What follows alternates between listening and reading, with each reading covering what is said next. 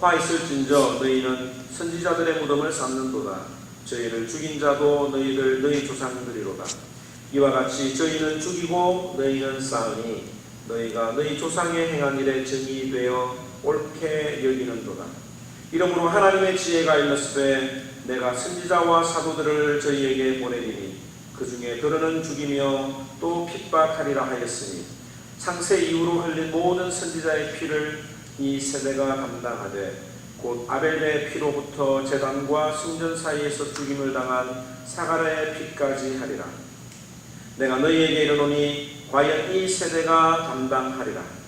화 있을진저 너희 율법사여 너희가 지식의 열쇠를 가져가고 너희도 들어가지 않고 또 들어가고자 하는 자도 막았느니라 하시니라.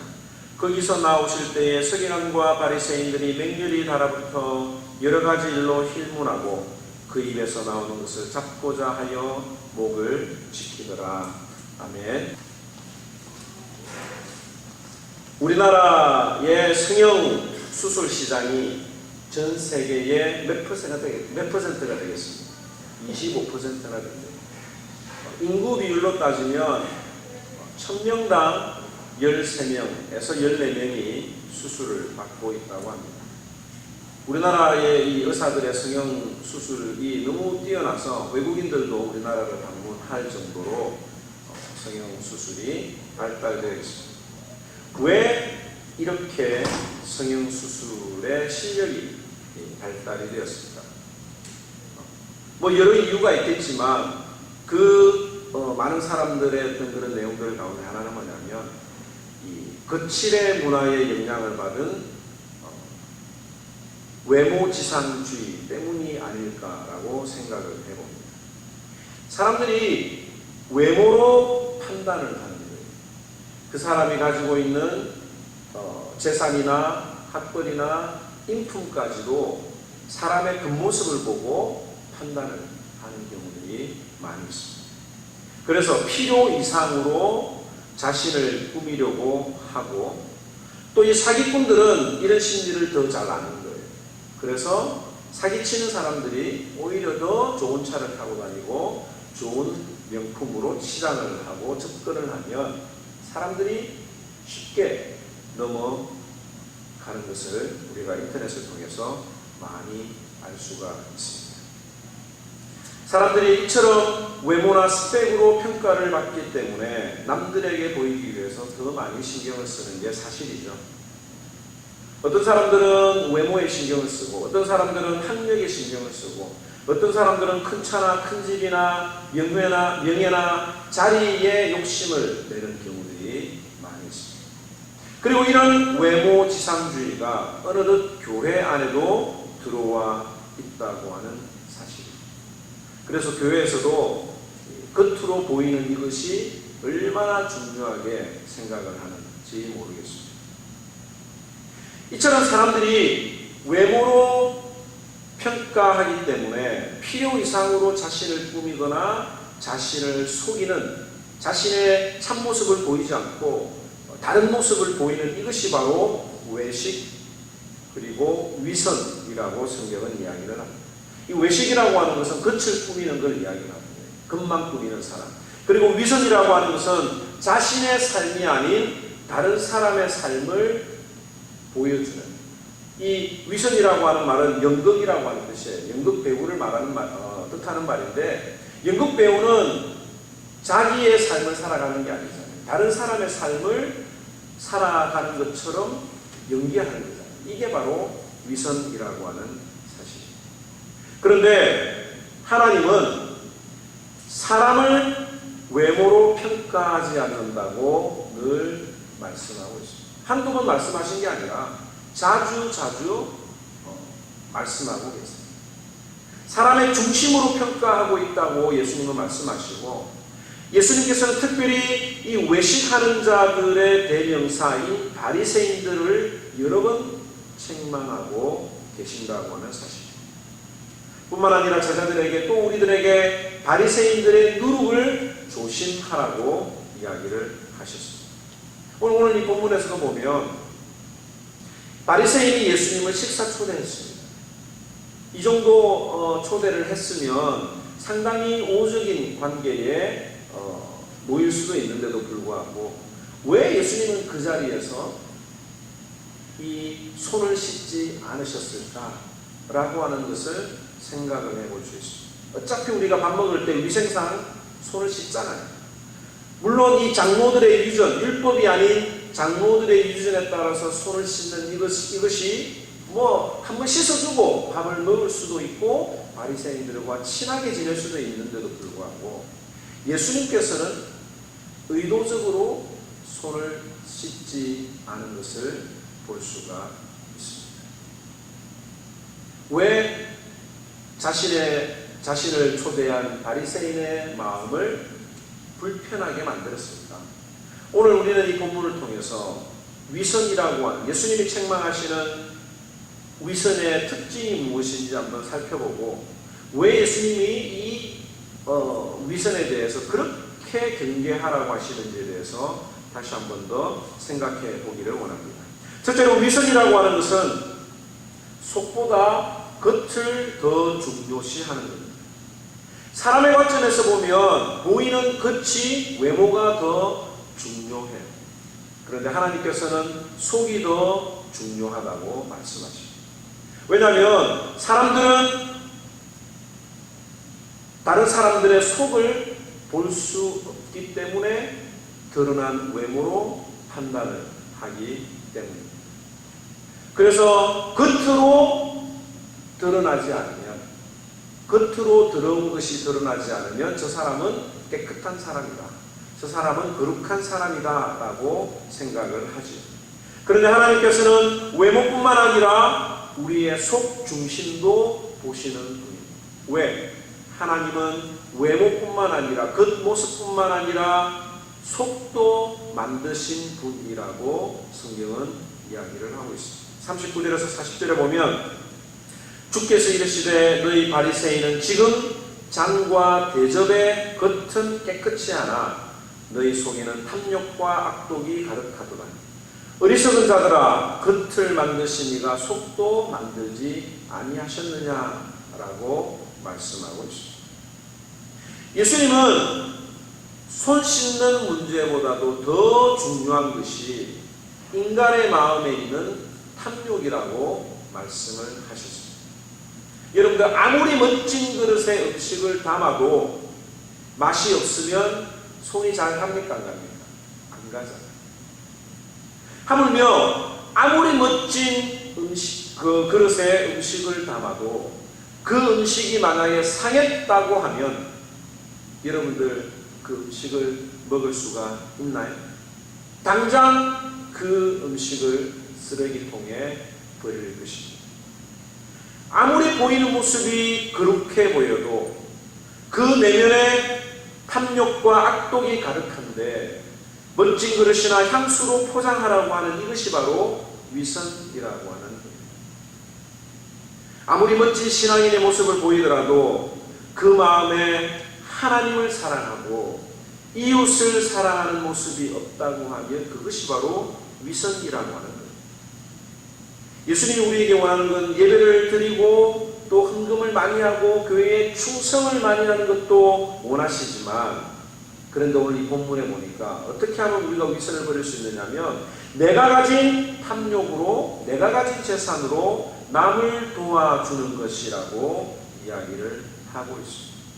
41절에 보면 그러나 그 안에 있는 것으로 구제하라 그리하면 모든 것이 너희에게 깨끗하리라 고 이야기를 합니다.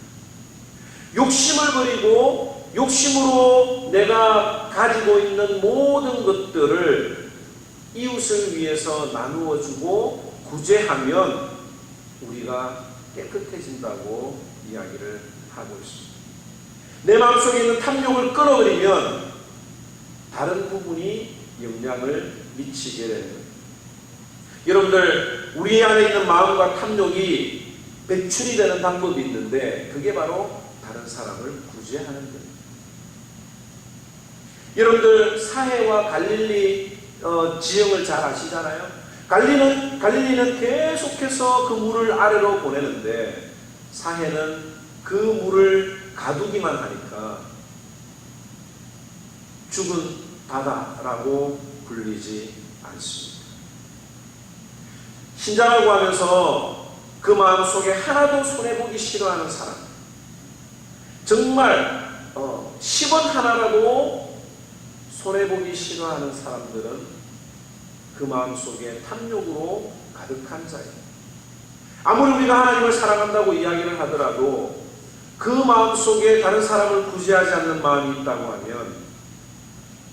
없다고 하면 그 사람은 바로 위선자라고 예수님이 책망하고 있습니다.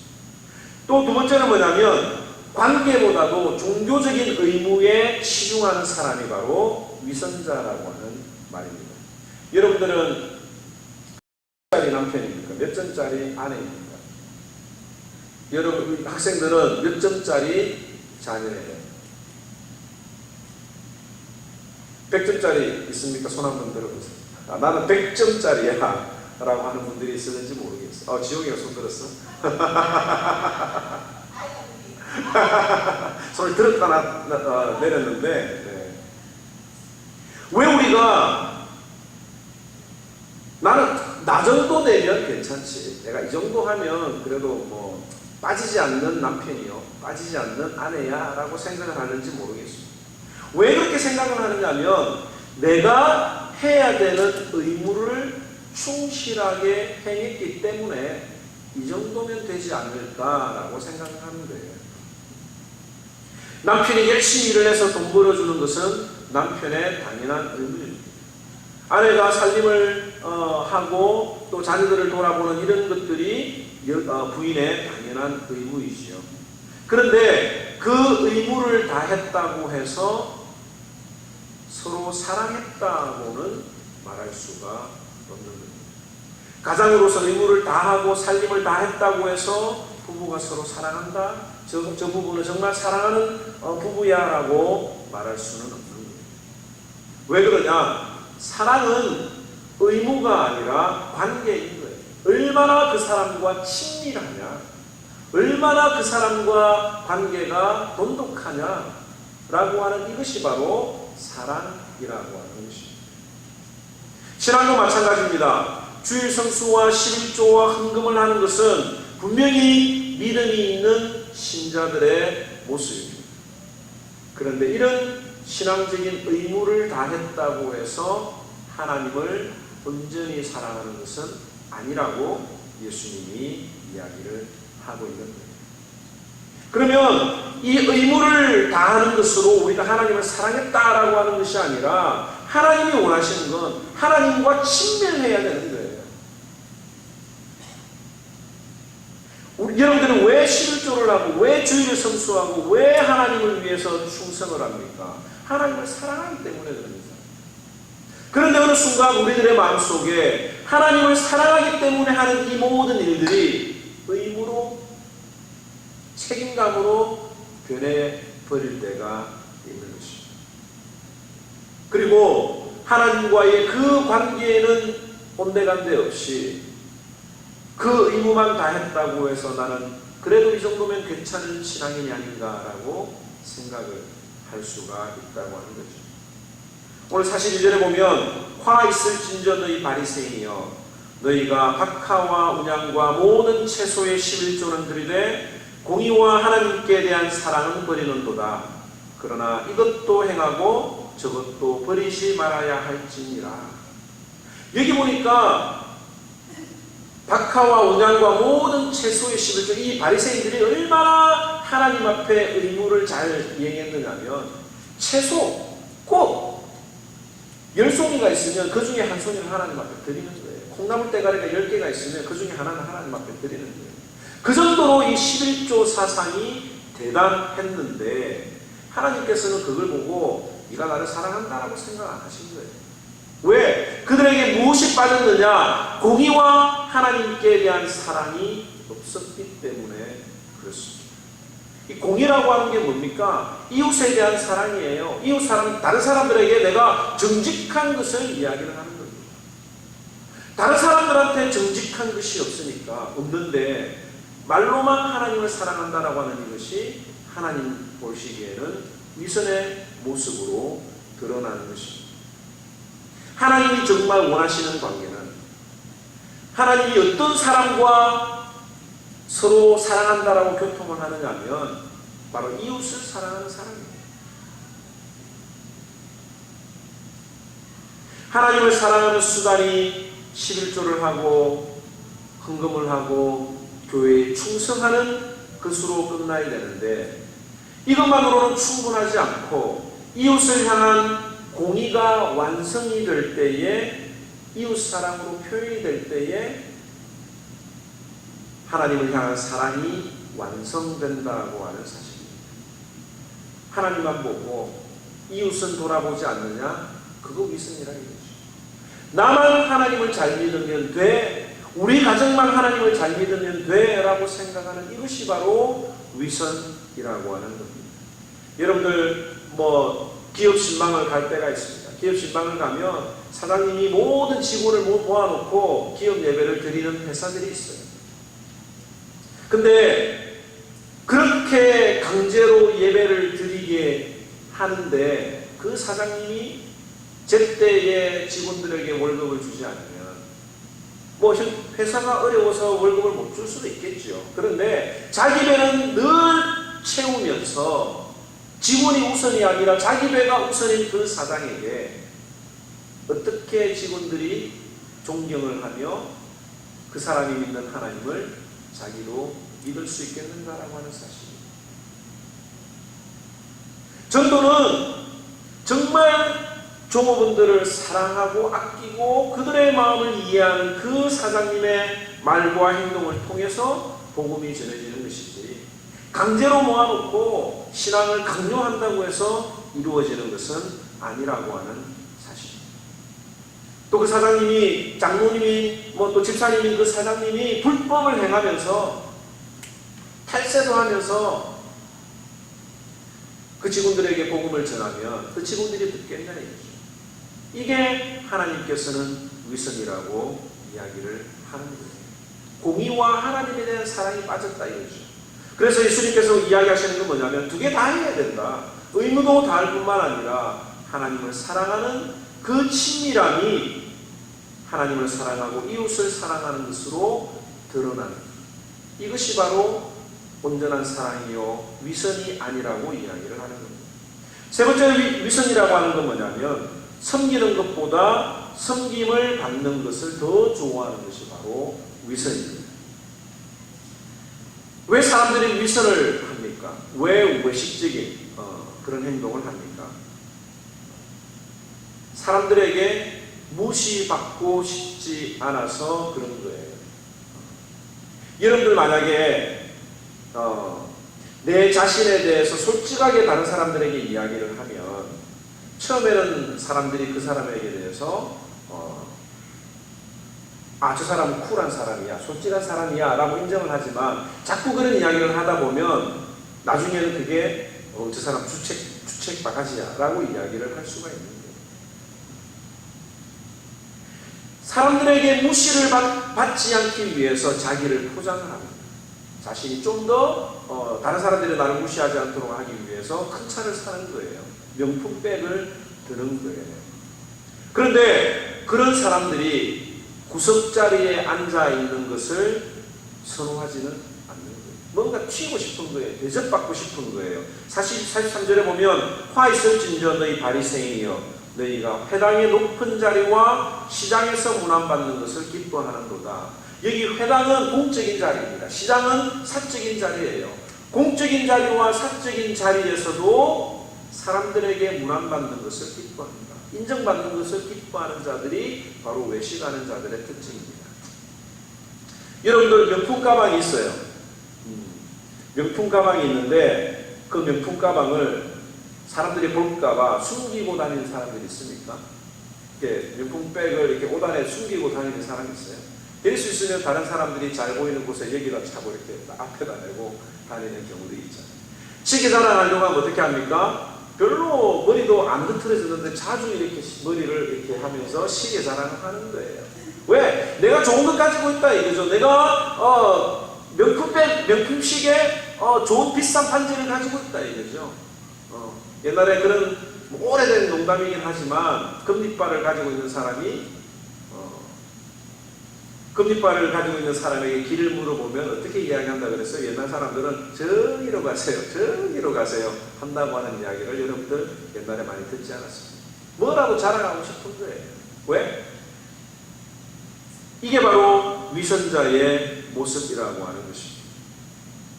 하나님께서는 우리에게 주신 모든 것들을 하나님을 위해서 쓰도록 잠시 허락하신 겁니다. 그런데 그것을 자신을 위해서 다 써버리고 하나님이 나를 축복해 주셨다라고 말하는 이것이 바로 위선이라고 예수님은 지적을 하는 거예요. 네 번째 특징은 뭐냐면 말만 하는 겁니다.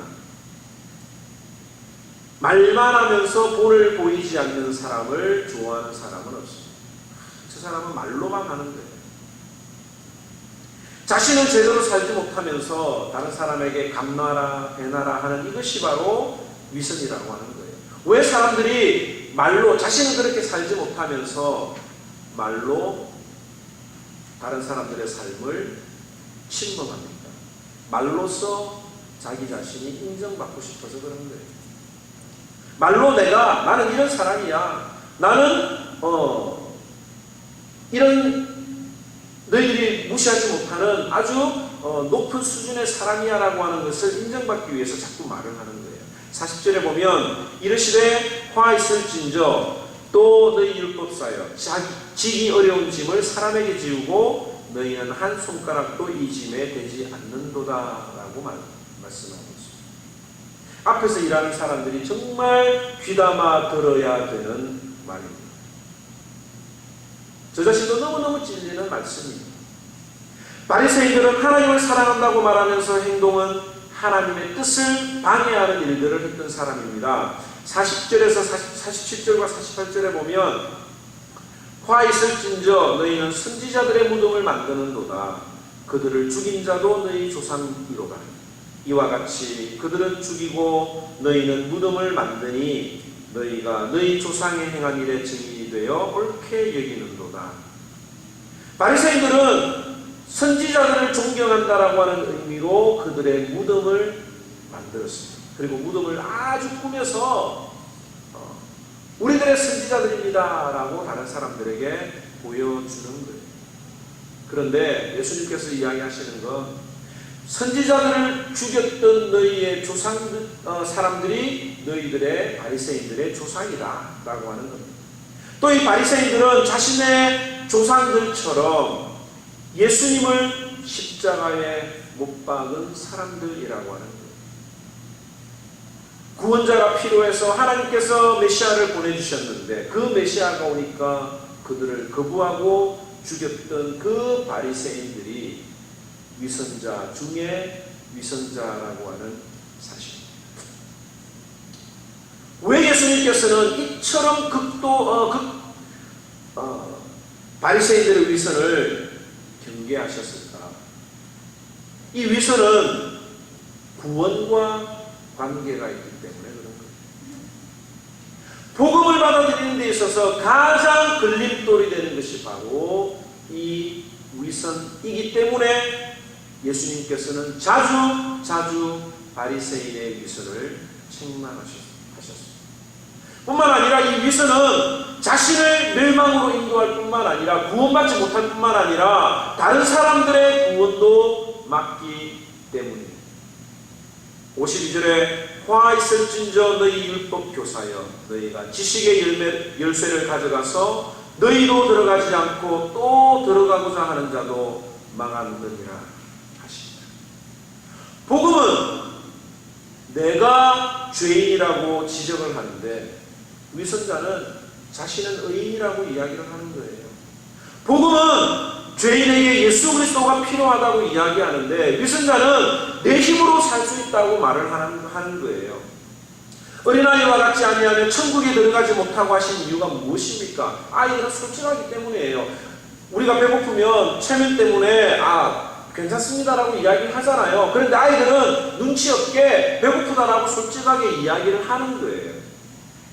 그 말은 무슨 말이냐면 나에게는 하나님이 필요합니다. 나는 내 영혼이 목마르고 배고픕니다 됩니다라고 솔직하게 고백하는 이것이 바로 어린아이와 같은 마음을 가진 자들인데, 위선자들은 나는 의인입니다, 나는 별로 배고프지 않아요, 나는 영적으로 전혀 문제가 없습니다라고 이야기하는 이것이 바로 위선자의 특징이기 때문에 예수님께서는 그 위선을 책망하셨던 것입니다.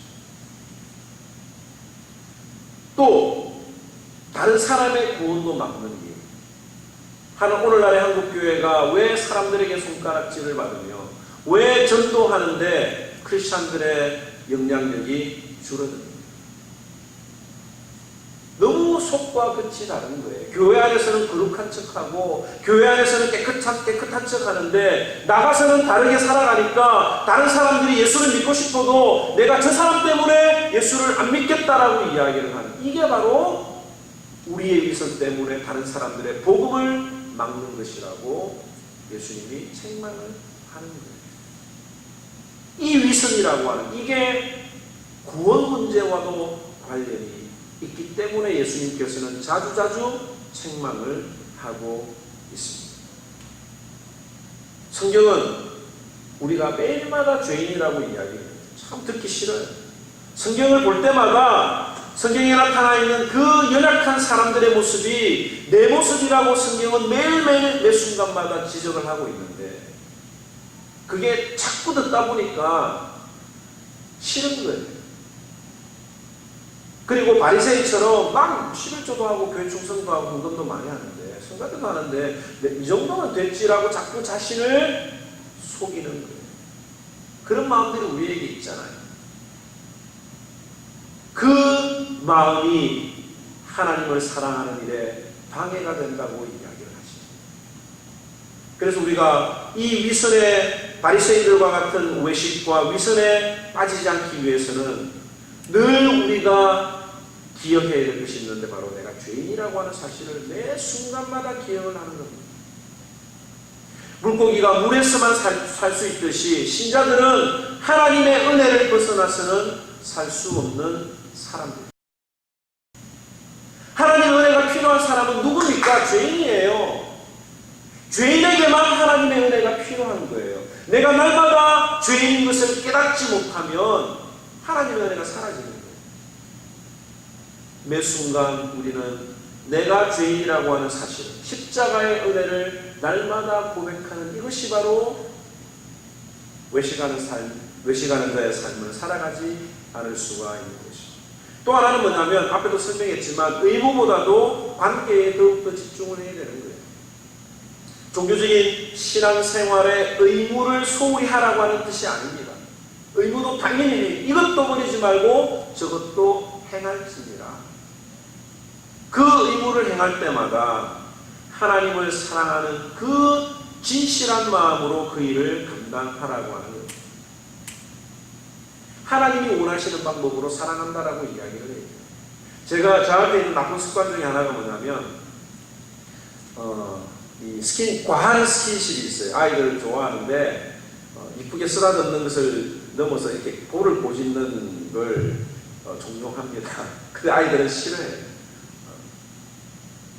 나는 그게 사랑의 표현인데 아이들은 싫어해요. 우리가 하나님을 사랑한다고 내가 내 마음대로 정해놓고 하나님을 사랑한다고 하는데, 하나님은 그렇게 하는 게 사랑한다라고 여기시는 게 아니에요. 하나님이 원하시는 건 뭐라고 했습니까? 공의를 행하는 것, 다른 사람을 구제하는 것이라고 이야기를 하고 있지 않습니다. 고아와 가난한 자와 과부를 돌아보는 자를 하나님께서는 사랑하신다고 이야기를 하고 있습니다. 내 마음속에 있는 악한 그 탐욕스러운 것들이 하나님 나라를 위해서 쓰여지면 우리의 마음이 깨끗해진다고 이야기를 합니다. 41절을 다시 한 번 더 말씀드리면, 그 안에 있는 것으로 구제하라. 그리하면 너희에게 모든 것이 너희에게 깨끗하리라고 이야기를 하고 있습니다. 사랑하는 성도 여러분, 오늘 이 말씀을 통해서 또 우리는 나 자신을 돌아봐야 되는 거예요. 지겹지 않습니까? 매 순간마다 너무너무 죄에 사로잡힌 내가 힘든 거예요. 그래서 사도 바울이 고백했던 게 뭐예요? 하나님, 정말 내가 이 육신의 장막을 빨리 벗어버리고 싶습니다라고 고백합니다. 빨리 하나님 앞에 가고 싶은 거예요. 내 자신을 돌아보면 너무너무 추한 거예요.